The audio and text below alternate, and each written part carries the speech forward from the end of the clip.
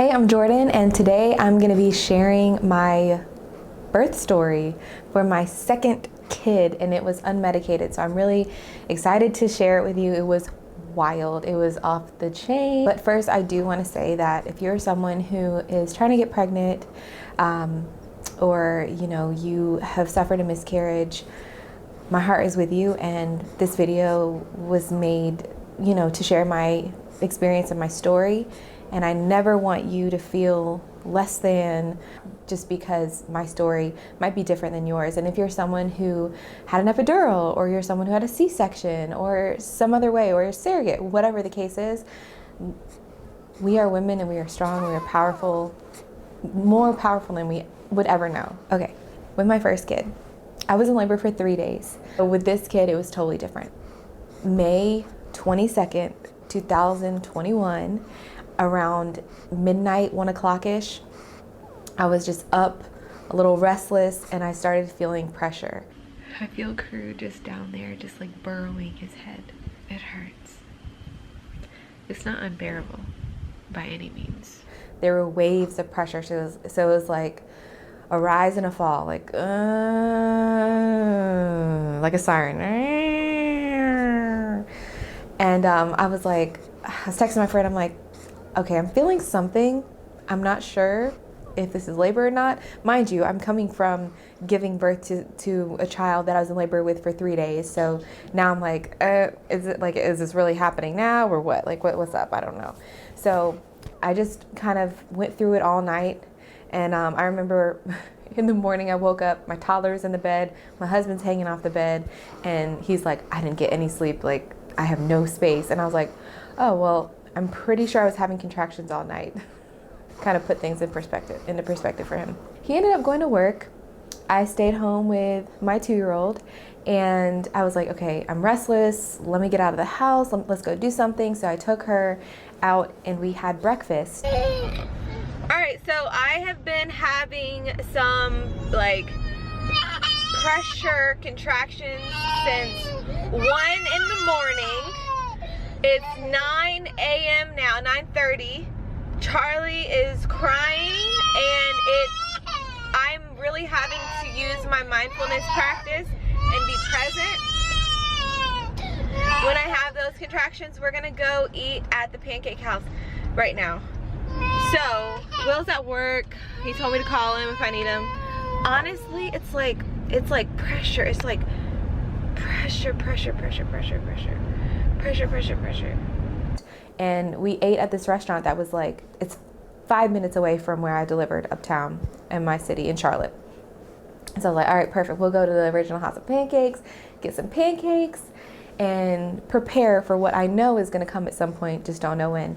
So when we get there, she's just acting up at this point. It's like she knew something was happening, like something. And so she was throwing her food, she was throwing my wallet, she threw my keys, and at a couple times I just closed my eyes because I was having contractions and I was breathing through. People probably thought I was about to lose it with her, but I was like, I didn't even care. I was like, you know what?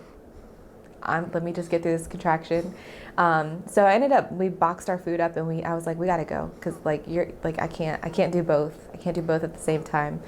So we actually stopped at a yard sale in my aunt's neighborhood, and we drove around, and it was like I had this feeling I wanted to be around something familiar, but I wanted to be out and about. My husband wasn't home, so I'm like, all right, let me go to my aunt's house, even though nobody's home. So we hung out in the yard, and me and Charlie my daughter, we were throwing the tennis ball and through these contractions. I'm still breathing through these contractions. They're not super close, probably 10 minutes apart at this time. And this is about, I would say, 12 o'clock in the afternoon at this point. Oh, somebody's waking up. Are you waking up, baby? Oh. So put her back in the car. She's fighting me to get in the car at this point. She's still acting out a little bit. And so we get home and we go. I'm like, okay, let's take a nap. Let's try to sleep. We'll both try to sleep. And I couldn't go to sleep, and I started having more intense contractions, and they started coming a little bit closer. So maybe 7 minutes, 5 minutes apart, and then they'd go back to 10 minutes apart. And she's laying on top of me, like we're cuddling. Here's a picture. And I'm just like, yeah, this is so uncomfortable. I gotta get up. I gotta move. So I slide her off of me and I go get in the bathtub. And at this point, I'm just like, this has to be like, this has to be it, right? This has to be labor. But I'm still questioning if this is it. Like I'm comparing this time to my last time, which you can't do, clearly. And so I'm in the bathtub, going through these contractions, breathing through, and then here comes my toddler.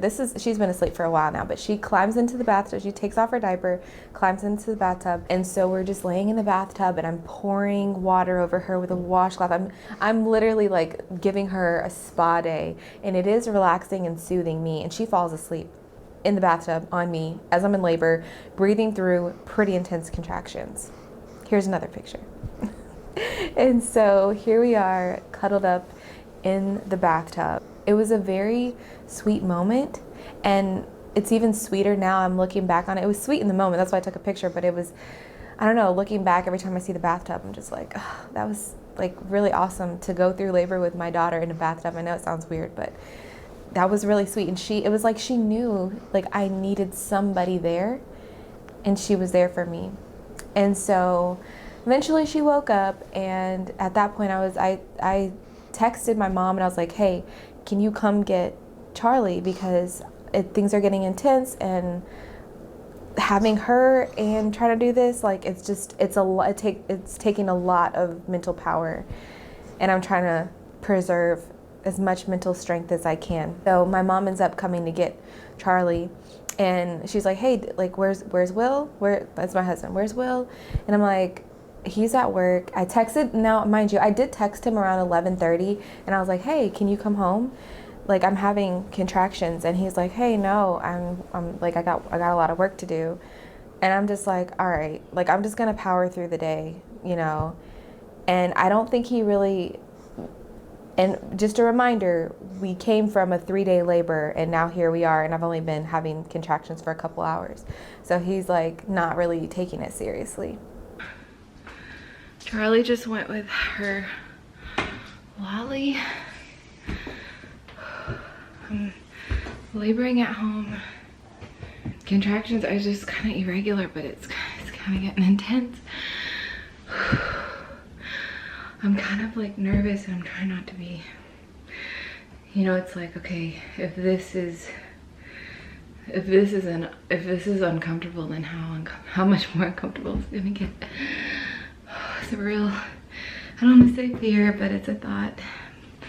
I feel the need to push. I just tried to poop and nothing came out. So I'm just gonna lay down for a few minutes. Will's still at work, so I'm just gonna relax. I haven't been recording the day because I left the phone in the car.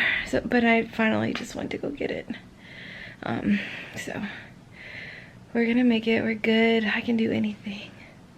I'm really strong. Like I'm really like bold and like courageous, and like I've been through a lot of pain in my life, so like this is nothing. I'm really strong. I'm like beast mode. I'm a monster. Okay, we're going to work out, babe.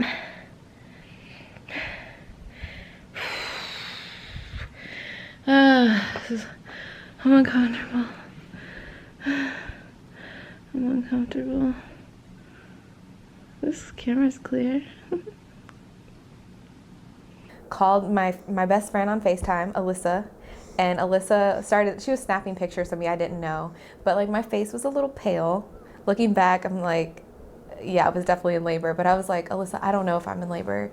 I think this is the real deal. I think it's coming soon, but I don't know. And she was like, you're gonna look back at this and say I was definitely in labor, because my face, my expressions, like you could just tell I was going through it. And so she's like, you need to call Will to come home right now. And I needed her in that moment. I probably would have had the baby at home had I not listened to her. But she's like, Will needs to come home right now. And so I'm like, okay, let me hit him up. And he says, okay, I can come home. I'll come home like as soon as I can. But at this point, the day is pretty much over for him. I'm like, okay, I'm hungry, but I don't know if I should eat. I don't know when the next time I'll be able to eat is, and I should probably get some protein in me. So my friend Alyssa, she's like, okay, go downstairs, eat a sandwich. And I'm like, okay. So as I'm walking down the stairs, boom, a contraction hits me like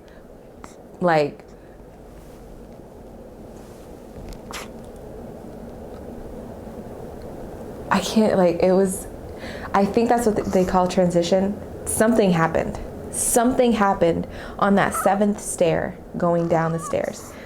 It was like, it took my breath away. I had to remind myself to breathe. It knocked everything out of me. And that's when things got real. Went downstairs, went to the kitchen. This is like after that contraction is over. Boom, have another one. I start crying. At this point, I am crying. And Alyssa is still on FaceTime with me, and she's like, Jordan, tell Will to come home now. He needs to come home now. And as soon as she said that, Will walks through the door, and he sees me crying in the kitchen. And I was like, and he's like, what's wrong? Are you okay? And I'm like, I'm in labor. And he was totally caught off guard. He's like, okay, what do you need me to do? And I was like, I don't know.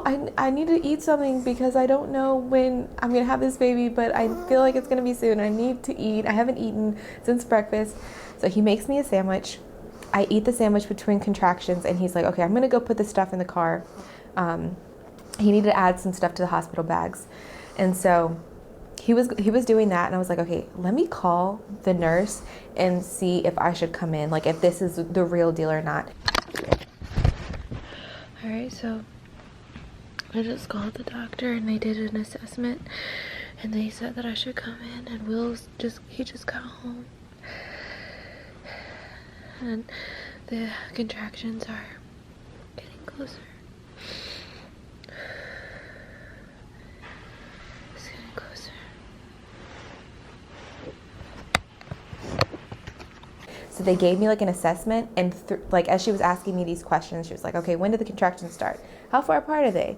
What are you feeling? What, like, just these questions. And as she's asking me, I'm like, contraction, and I'm breathing through, and she's like, all right, you're doing great. You're breathing great. Now, you need to go ahead and come in. And she was like, put garbage bags and towels down in the car and wear a pad just in case your water breaks, or in case you have the baby in the car. Yeah, it was that serious. And so at this point, I'm looking at the wall, and I just remember seeing like different things, like noticing a nail covered in paint on the ceiling, just like those like little imperfections, and focusing on the imperfection and breathing through each contraction. And they kept rolling in faster and faster and faster. Will comes in, and I'm like, we need to go to the hospital right now. So we get in the car. I was so uncomfortable, I couldn't even sit on my butt. I had to sit on my knees, and I vlogged throughout like the whole process, and it almost helped me to stay like grounded and to stay present. All right, we're on the way to the hospital.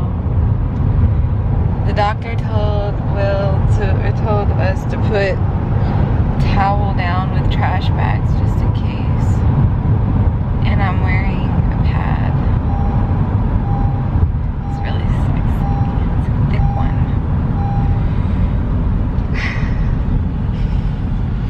Did you say it was sexy? Yeah, it's thick. I can see it through my pants.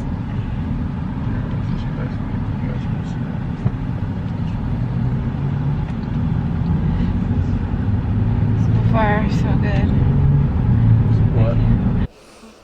And so I was vlogging some of this. I vlogged through like one contraction. That's all I could really handle. So we get to the hospital, and mind you, we're going over bumps, and I'm just like, oh, this baby's about to fall out. This baby's gonna come out. And so we get to the hospital. There's parking spaces designated for mothers in labor. Well, they were all taken, so everyone was in labor at the same time. We park on a different level, and we're walking to the doors, and I'm holding on to Will, and I'm just like, oh, and I see somebody coming out of the hospital, and she stops and she just watches me go through a contraction. And I'm like, what do you think is gonna, like, you think you want to watch the baby come out? Like, and then so we get inside, and there's a line of people that I guess are there to visit whoever, and then I have another contraction, and I'm like breathing through that one, and everyone's looking at me once again. So I'm like, hey, just get to the elevator. Just get to the elevator. So we get to the elevator. I have another contraction, and another, and another.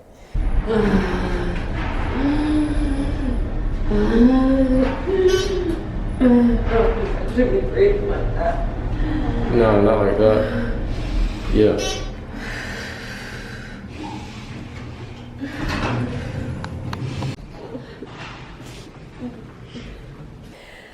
We finally get upstairs and we get admitted, or sorry, we go into triage. And they check you to see if, like, you know, if they're going to admit you or not. And so the triage nurse, she checks my cervix, and she's like, girl, you're 7 or 8 centimeters dilated. She's like, you about to have this baby. And I was like, I am? I can't even tell you how happy I was, because coming from a 3-day labor to like just a couple of hours, it was just like, this is what I prayed for. This is what I've been praying for this. Like, I needed this. I needed this. And to labor by myself at home with an almost 2-year-old, like, I did that by myself, right? And so I just got this like burst of energy, and I started smiling. I looked at Will, and I was like, I can do this. I got this. Almost ready to push. How you feeling? Good. Ready? Yeah. Contraction. Yeah. Good.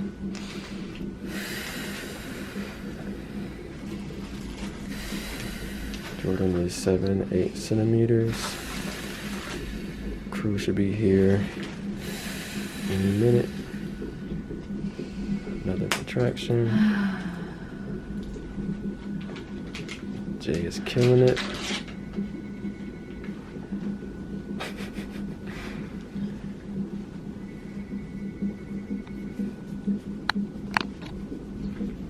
And then I started thinking, I'm like, wait, I need my birth plans in the car. My one of the things my friend wrote me, like, I need this stuff. And she's like, look, if he goes back to the car to get your stuff, he's gonna miss the birth. And as soon as she said that, like, I got another burst of energy, because I'm like thinking like, okay, it would probably take him 15 minutes to go to the car and come back. So she's saying that this baby is coming in the next 15 minutes. That is insane. And I remember she also said, she was like, you're gonna have this baby before I leave tonight. And at this point it's 6 o'clock. And she was like, I was like, oh, what time do you leave? And she was like, 7.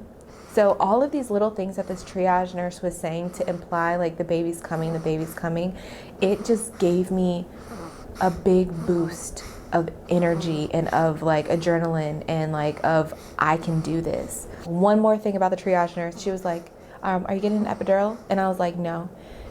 She did not question me. She wasn't like, are you sure? She did nothing, none of that. She moved on to the next question. And like, when you're in the moment and your mind is already made up that you want to do something and somebody questions it, that can be detrimental to your whole plan for anything in life, right? And so her just not questioning me, and like, it was like she believed in me. It was like, oh yeah, you're good. You're fine. And that just helped. They wheeled me on out into a room, and at this point, contractions are coming through.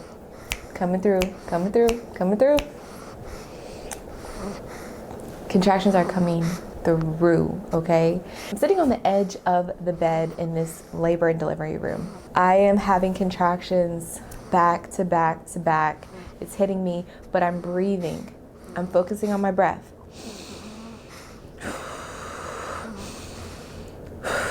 Like literally just like that. That's how I was breathing. Focus on the breath. And And the nurse is like, okay, why don't you try to get on all fours?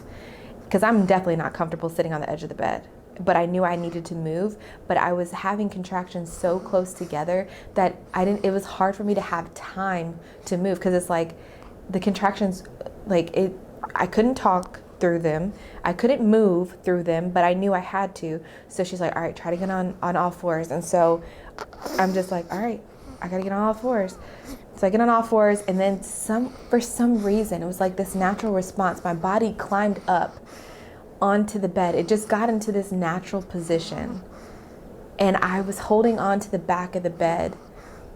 And the bed is like propped. It's like, it's like propped up, like when women deliver like this. So the bed is like this. So I'm holding on to the back of the bed.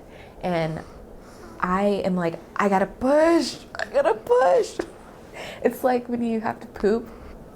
Next time you poop, try holding it in, like mid poop. That's how it felt. And they're like, you can't push yet. You're not 10 centimeters. You're not 10 centimeters. And I was like, well, when? Like, what? So I literally started telling my body to stretch. I was like, dilate, stretch, stretch, stretch. I was telling my body verbally to stretch and to dilate.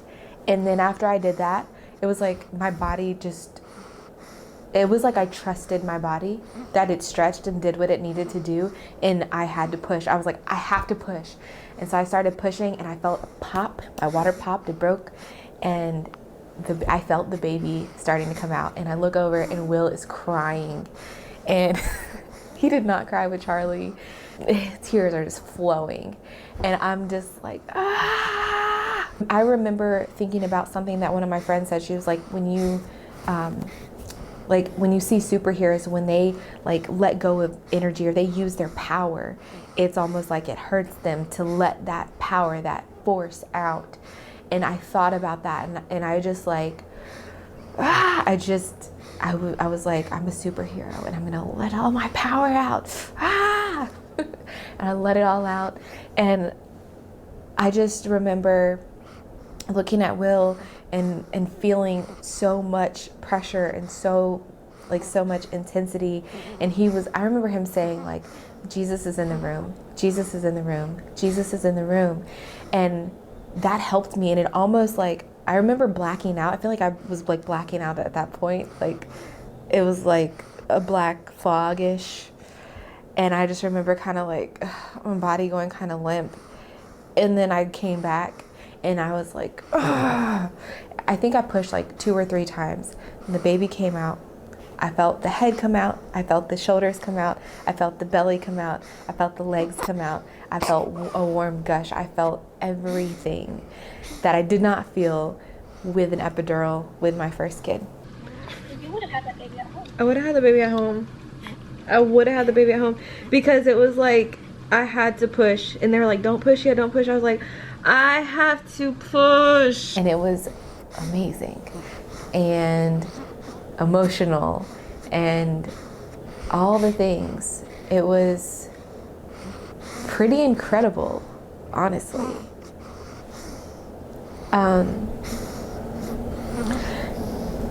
Just to think back to the mental preparation. And I don't think you need a ton of mental preparation, because it's already in us as women to do this. But there was mindfulness practices that I did.